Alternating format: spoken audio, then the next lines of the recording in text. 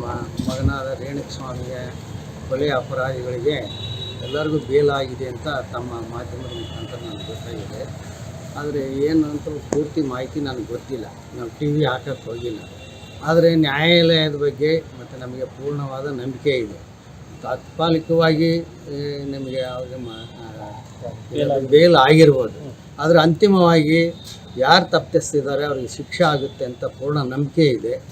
ನ್ಯಾಯಾಲಯದ ಮೇಲೆ ನಮಗೆ ನಂಬಿಕೆ ಇದೆ. ನ್ಯಾಯಾಲಯ ಅದೇನು ತೀರ್ಮಾನ ಮಾಡುತ್ತೋ, ಅದು ಯಾವ ಕಾರಣದಿಂದ ಮಾಡುತ್ತೋ ನಮಗೆ ಅದು ಗೊತ್ತಾಗೋದಿಲ್ಲ. ನ್ಯಾಯಾಲಯದ ಮೇಲೆ ನನ್ನ ನಂಬಿಕೆ ಇದೆ. ಮುಂದೆ ಅದು ನಮಗೆ ಕೊನೆ ಇನ್ನೂ ಎನ್ಕ್ವೈರಿ ಅವೇನು ಆಗ್ತಾವಲ್ಲ, ಆ ಟೈಮ್ನಲ್ಲಿ ನಮಗೆ ನ್ಯಾಯ ಸಿಗುತ್ತೆ ಅಂತ ಪೂರ್ಣ ನಂಬಿಕೆ ಇದೆ. ತಪ್ಪಿತರಿಗೆ ಶಿಕ್ಷೆ ಆಗುತ್ತೆ ಅಂತ ನಂಬಿಕೆ ಇದೆ. ನಾವು ಈ ಮಧ್ಯದಲ್ಲಿ ಸರ್ಕಾರವನ್ನು ಕೇಳೋದು ನಮ್ಮ ಸೊಸೈಗೆ ದಯಮಾಡಿ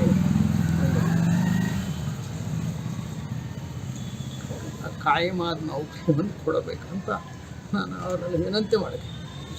ಏನಾದರೂ ಒಂದು ಕೊಡಿದ್ರೆ ಜಾಮೀನು ಸಿಗುತ್ತೆ ಅಂತ ಏನಾದರೂ ಎಲ್ರಿಗೂ ಜಾಮೀನು ಸಿಗುತ್ತಂತ ಎಲ್ಲರಿಗೂ ಜಾಮೀನು ಸಿಕ್ಕಿದೆ ಅಂತಂದು ತಿಳಿದು ಬಂದಿದೆ. ಅದು ಏನು ಅಂತ ನನಗೆ ಗೊತ್ತಿಲ್ಲ. ಕಾನೂನು ಪ್ರಕ್ರಿಯೆ, ಆ ಕಾನೂನು ಏನೈತೆ ಅದಕ್ಕೆ ನಾವು ಮಾನ್ಯತೆ ಕೊಡ್ತೀವಿ. ಅದಕ್ಕೆ ನಾವು ನಮಗೆ ಅಂತಿಮವಾಗಿ ನಮಗೆ ನ್ಯಾಯ ಸಿಗುತ್ತೆ ಅಂತ ನಂಬಿಕೆ ಇದೆ. ಕಾನೂನು ಬಗ್ಗೆ ನಮಗೆ ಪೂರ್ಣ ನಂಬಿಕೆ ಇದೆ, ಸಿಗುತ್ತೆ ಅಂತ ನಂಬಿಕೆ ಇದೆ. ತಪ್ಪಿತಸ್ಥರ ಶಿಕ್ಷೆ ಆಗೇ ಆಗುತ್ತೆ. ಈಗ ದರ್ಶನ್ ಅವರಿಗೆ ಜಾಮೀನು ಸಿಕ್ಕಿದೆ, ಒಂದು ವೇಳೆ ನಿಮ್ಮ ಜೊತೆಗೆ ಮಾತುಕತೆಗೆ ಅವ್ರು ಬಂದರೆ ನಾವು ಅದನ್ನು ಯೋಚನೆ ಮಾಡಿಲ್ಲ, ಯೋಚನೆ ಮಾಡಿ ಬಂದಿಲ್ಲ. ನಾವು ಅದನ್ನು ಇಲ್ಲಿವರೆಗೂ ಅದ್ರ ಬಗ್ಗೆ ಯಾವುದೋ ನಾವು ಇದು ಮಾಡೋಕ್ಕೆ ಹೋಗಿಲ್ಲ. ನಮ್ಮದು ಮಾತಾಡೋಂಥದ್ದು ಏನೂ ಇಲ್ಲ. ಯಾಕಂದರೆ ನಾವು ಮಗನ ಕಳ್ಕೊಂಡು ಇದರಲ್ಲಿ ಇದ್ದೀವಿ. ನಮಗೆ ಮಗನ ಬೇಕೇ ವಿನಃ ನಮಗೆ ಯಾರು ಅದರಿಂದ ಮಾತುಕತೆ ಅದು ಏನು ಅದಕ್ಕೂ ನಾವು ಏನೋ ಇದಕ್ಕಿಲ್ಲ.